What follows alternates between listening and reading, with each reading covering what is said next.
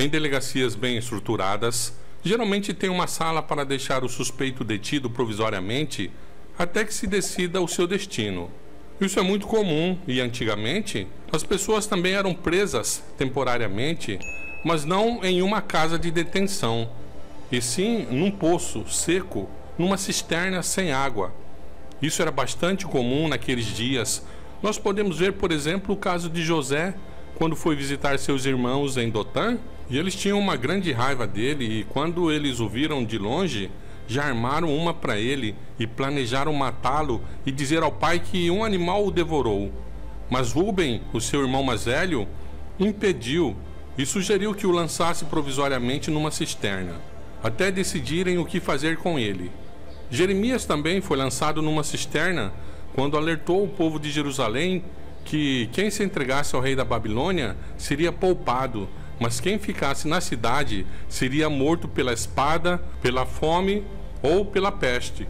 Esta palavra não agradou os ouvidos do rei, assim que ele foi lançado numa cisterna. Agora, num poço também eram jogados os corpos de pessoas mortas, como por exemplo os irmãos de José planejaram fazer primeiramente com ele. A intenção era matá-lo e depois jogá-lo numa cisterna, mas Rúben intentava livrá-lo. Por isso, falou para deixá-lo vivo numa cisterna. E em Isaías 41, verso 9, é dito que Ismael, filho de Netanias, jogou numa cisterna os cadáveres dos homens que ele matou. Então vimos que uma cisterna seca tinha pelo menos duas funções. Servia para manter a pessoa presa provisoriamente e também servia para colocar cadáveres, gente morta. Muito bem. Em Isaías, no capítulo 24, este é um dos capítulos apocalípticos desse livro, é dito que Deus vai destruir a terra. Ela será totalmente assolada, balançada para frente e para trás, para cima e para baixo. Haverá um grande terremoto e não ficará ninguém. Restará somente poucas pessoas. E naquele dia, Deus castigará os exércitos no céu, não os exércitos do céu, os exércitos no céu, as hostes celestes e também os reis da terra. Eles serão presos numa masmorra e ficarão encarcerados por muitos dias, e depois serão soltos e finalmente punidos. Esse capítulo trata da volta de Cristo, os últimos eventos, e em Apocalipse, João viu a besta, o falso profeta e os reis da terra, prontos para lutarem contra o Cordeiro. Mas eles foram tomados, e a besta e o falso profeta foram lançados no lago de fogo, e os reis da terra foram mortos pela espada que saía da boca daquele que estava sentado no cavalo branco. E nós sabemos que a trindade do mal é composta pela besta, pelo falso profeta e o dragão. E em outra parte, ela é formada pela besta, o falso profeta e os reis da terra, como já dissemos. O dragão vermelho com 7 cabeças é o diabo, mas também simboliza os reis da terra, o Estado. Ellen White mesmo afirma no livro O Grande Conflito que, assim, embora o dragão representa primeiramente Satanás, é, em sentido secundário, símbolo de Roma pagã, a imutável lei de Deus, página 438. Então, o dragão vermelho com 7 cabeças representa Satanás, mas também representa os reis da terra, os governos do mundo, o Estado. E quando a Bíblia fala que os exércitos celestes e os reis da terra serão castigados, postos na masmorra por muitos dias e depois soltos para serem punidos, ela se refere à prisão de Satanás por 1000 anos. Ele será colocado no poço, na cisterna, no abismo por 1000 anos. Assim como antigamente eles lançavam pessoas vivas provisoriamente na cisterna e também mortos. E assim Satanás ficará por 1000 anos, ele e seus anjos, juntamente com os mortos da terra, para depois do milênio serem punidos definitivamente. O banimento de Satanás por 1000 anos será uma realização do acontecimento prefigurado no último ritual da cerimônia do dia da expiação. Quando, depois de todos os serviços do santuário tiverem sido realizados, expiados os pecados da congregação, removidos os pecados de Israel que estavam no santuário, então entra em cena o bode vivo, como descreve Levítico 16, 20.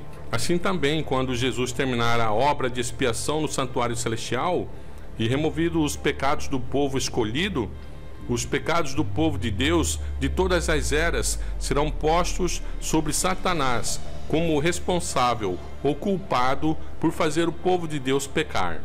Assim como o bode emissário era levado ao deserto, Satanás será banido para o planeta Terra, que estará destruído, escuro, vazio, um poço, uma cisterna, um abismo, isto é, a terra em seu estado de confusão, desordem. Juntamente com os mortos, ele e seus anjos vão guardar o sábado milenar. A Bíblia diz que Deus vai colocar o selo dele e eles ficarão presos, encarcerados por 1000 anos. Vão aprender a guardar o sábado. Ele, seus anjos e todos os perdidos vão guardar o sábado milenar. O profeta Jeremias declara: observei a terra, e eis que estava assolada e vazia, e os céus, e não tinham a sua luz. Observei os montes, e eis que estavam tremendo, e todos os outeiros se estremeciam. Observei e vi que homem nenhum havia, e que todas as aves do céu tinham fugido. Vi também que a terra fértil era um deserto, e que todas as suas cidades estavam derribadas. Jeremias 4, 23 e 26. Aqui deverá ser a morada de Satanás com seus anjos maus durante 1000 anos. Restrito à terra, não terá acesso a outros mundos para tentar e molestar os que jamais caíram. É nesse sentido que ele está amarrado. Ninguém ficou de resto sobre quem ele possa exercer seu poder. Está inteiramente separado da obra de engano e ruína que durante tantos séculos foi seu único deleite. Isaías, o profeta de Deus, vendo antecipadamente o tempo da queda de Satanás, ele exclamou: como caíste do céu, ó Lúcifer, filho da alva, como foste lançado por terra, tu que debilitavas as nações, e tu dizias no teu coração: eu subirei ao céu, acima das estrelas de Deus, exaltarei o meu trono. Serei semelhante ao Altíssimo, e contudo serás levado ao inferno, ao mais profundo do abismo. Os que te virem te contemplarão, considerar-te-ão e dirão: é esse o varão que fazia estremecer a terra e fazia tremer os reinos? Que punha o mundo como um deserto e assolava as cidades? Que a seus cativos não deixava ir soltos para suas casas? Isaías 14, 12 a 17. Ellen White afirma que durante 6.000 anos a obra de rebelião de Satanás tem feito estremecer a terra. Ele tornou o mundo como um deserto e destruiu as suas cidades. E a seus cativos não deixava ir soltos. Durante 6.000 anos, o seu cárcere, o sepulcro, recebeu o povo de Deus e ele os queria conservar cativos ali para sempre. Mas Cristo quebrou os seus laços, pondo em liberdade os prisioneiros. O Grande Conflito, página 659. Mesmo os ímpios agora se acham colocados fora do poder de Satanás, e sozinho, com os seus anjos maus, permanecerá ele a compenetrar-se dos efeitos da maldição que o pecado acarretou. Todos os reis das nações, todos eles jazem com honra, cada um na sua casa, isto é, na sepultura. Mas tu és lançado na tua sepultura como um renovo abominável. Com eles não te reunirás na sepultura, porque destruíste a tua terra e mataste o teu povo. Isaías 14, 18 a 20. Durante 1000 anos, Satanás vagueará de um lugar para outro na terra desolada, para contemplar os resultados de sua rebelião contra a lei de Deus. Durante esse tempo, os seus sofrimentos serão intensos. Toda a sua queda, a sua vida de incessante atividade, baniu a reflexão. Agora, porém, está ele despojado de seu poder e entregue a si mesmo para contemplar a parte que desempenhou desde que, a princípio, se rebelou contra o governo do céu e para aguardar com temor e tremor o futuro terrível em que deverá sofrer por todo o mal que praticou e ser punido pelos pecados que fez com que fossem cometidos. Ao povo de Deus, o cativeiro de Satanás trará alegria e júbilo. Durante os 1000 anos entre a primeira e a segunda ressurreição, ocorrerá o julgamento dos ímpios, e será nesse tempo, durante os 1000 anos, que será determinada a sentença de cada ser humano que se juntou a Satanás na sua rebelião.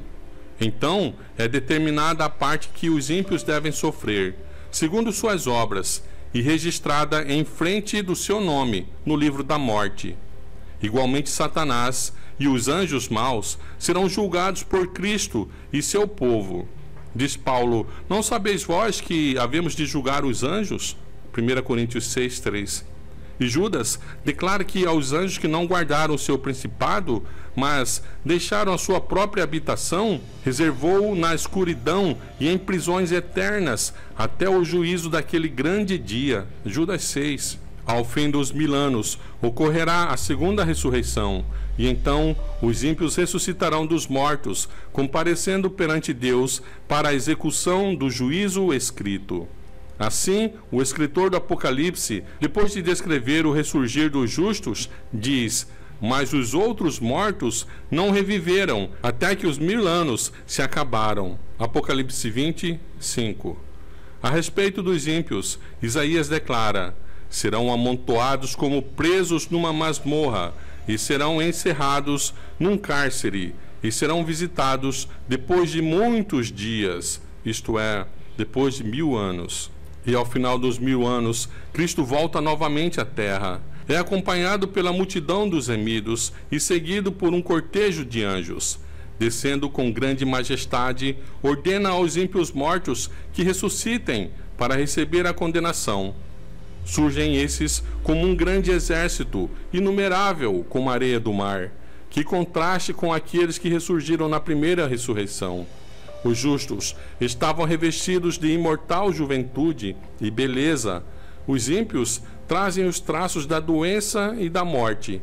Todos os olhares daquela vasta multidão se voltam para contemplar a glória do Filho de Deus. A uma voz, todos os ímpios exclamam: bendito o que vem em nome do Senhor. Abre-se os portais celestiais e entra a hóstia angélica com Jesus e todos os remidos, e se dirigem ao salão de recepção para a grande celebração da festa. Mas aqui, todos os ímpios da terra são destruídos. Vivos aqui, somente Satanás e seus anjos. E no céu, agora abre-se o pergaminho. O 7º selo foi rompido na segunda vinda. Agora é aberto o rolo que tem o registro de toda a história da raça humana, todas as coisas que os ímpios fizeram. E aos justos no céu se dará então a faculdade de julgar. Os justos julgarão o mundo, julgarão os anjos. E ao abrir-se o pergaminho, poderemos ver por que os ímpios se perderam e o que Satanás fez. E prolataremos a sentença, a duração da pena, conforme as suas obras, e será registrado tudo no livro. E depois dos 1000 anos, depois de aberto o rolo, agora Cristo desce do céu com seus anjos. Os ímpios são ressuscitados, uma multidão imensa como a areia do mar, composta por todos os que viveram na terra. E Satanás agora é solto da prisão.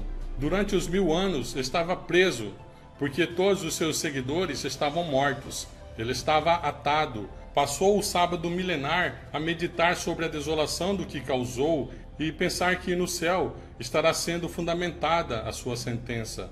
E agora, quando todos os ímpios ressuscitam, Satanás agora tem o seu poder de volta e é solto de sua prisão, porque agora tem todos os seus seguidores e os pode enganar novamente. E os engana. Diz a eles que foram ressuscitados pelo seu poder, e os que estão dentro da cidade são uns usurpadores, e que a cidade é deles, e eles precisam conquistar a cidade. Diz que os que estão com ele são muito mais, e os que estão na cidade são poucos em comparação a eles. E eles então se preparam para a guerra, um exército, o maior de todos os tempos, de todas as guerras que já houve no mundo. É fabricado todo tipo de armamento e armas de guerra. Organizam-se militarmente e marcham com precisão militar. Avançam pela superfície da terra em direção à santa cidade, a Nova Jerusalém. Cercam a cidade que se estabeleceu na planície quando Cristo pisou o Monte das Oliveiras. Jesus e os santos dentro da cidade. Jesus Cristo então fecha a porta da cidade e agora os perdidos, com Satanás como seu general, estão prontos para atacar a cidade. Mas Cristo aparece por cima da cidade e novamente abre o rolo, o pergaminho, porque os justos já viram os casos de Satanás, seus anjos e os perdidos.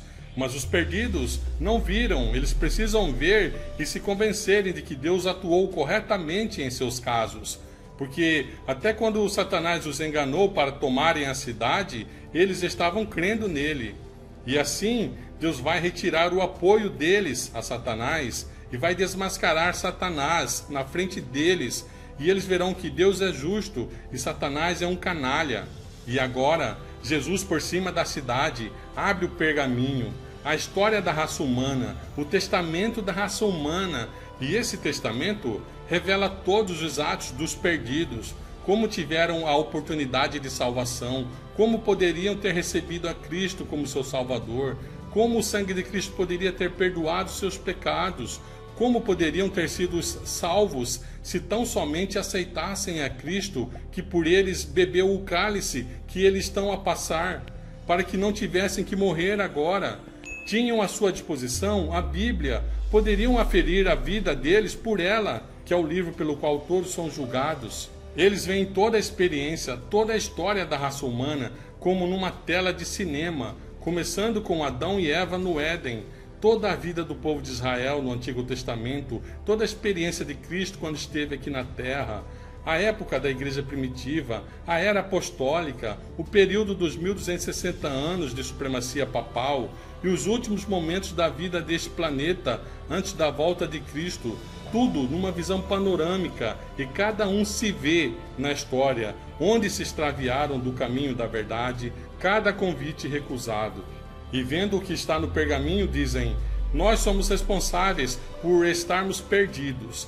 Deus fez todo o possível para salvar-nos, mas nós recusamos. Ninguém mais tem culpa, somente nós mesmos. E chega então o clímax do conflito entre o bem e o mal, e todos, salvos e perdidos, dobram os joelhos e exclamam: justos e verdadeiros são teus caminhos, ó Senhor Jeová. Inclusive Satanás e seus anjos reconhecem que Deus foi justo em expulsá-los do céu. Será então cumprida a profecia de Isaías 45, que diz: diante do Senhor Jeová todo o joelho se dobrará e toda a língua prestará juramento. Mas Satanás não se dá por vencido.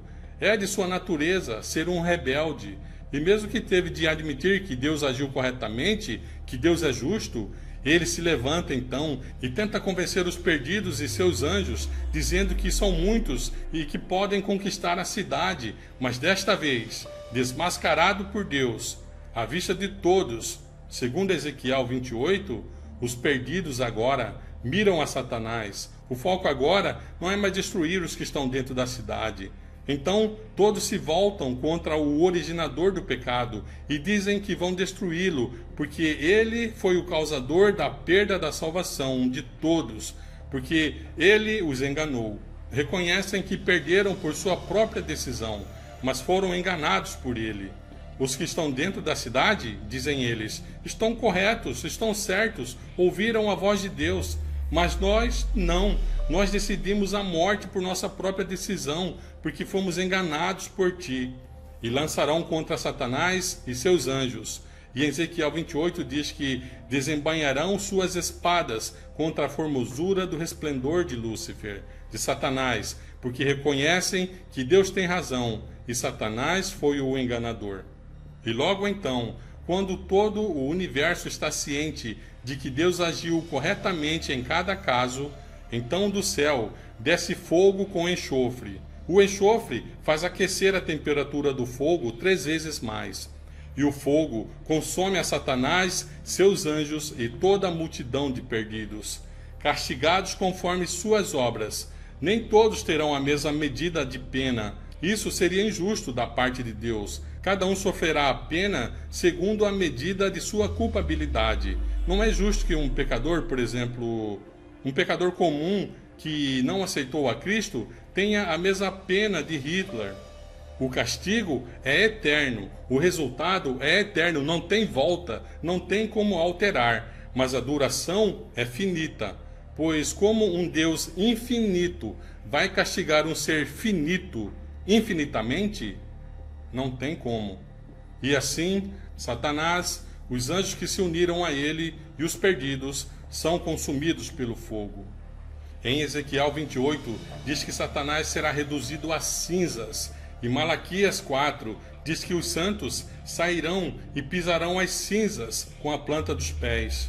Assim, raiz e ramos serão queimados, Satanás a raiz e seus seguidores os ramos. E diz que deixarão de ser, nunca mais serão. Desta forma, o universo será purificado e o pecado não mais existirá. E então a Bíblia diz que Deus fará novos céus e nova terra, onde habitará a justiça. Essa é a maravilhosa história dos 7 selos e a vingança de Deus. É uma história espetacular que Satanás tenta obscurecer, fazendo que Hollywood, que é uma fantasia, pareça real, e esta história, que é real, pareça fantasia. Eu ouvi uma grande voz do céu que dizia: Eis aqui o tabernáculo de Deus com os homens, pois com eles habitará, e eles serão o seu povo, e o mesmo Deus estará com eles e será o seu Deus. O Senhor te abençoe e te guarde. O Senhor faça resplandecer o seu rosto sobre ti, e tenha misericórdia de ti. O Senhor levante o seu rosto sobre ti e te dê a paz.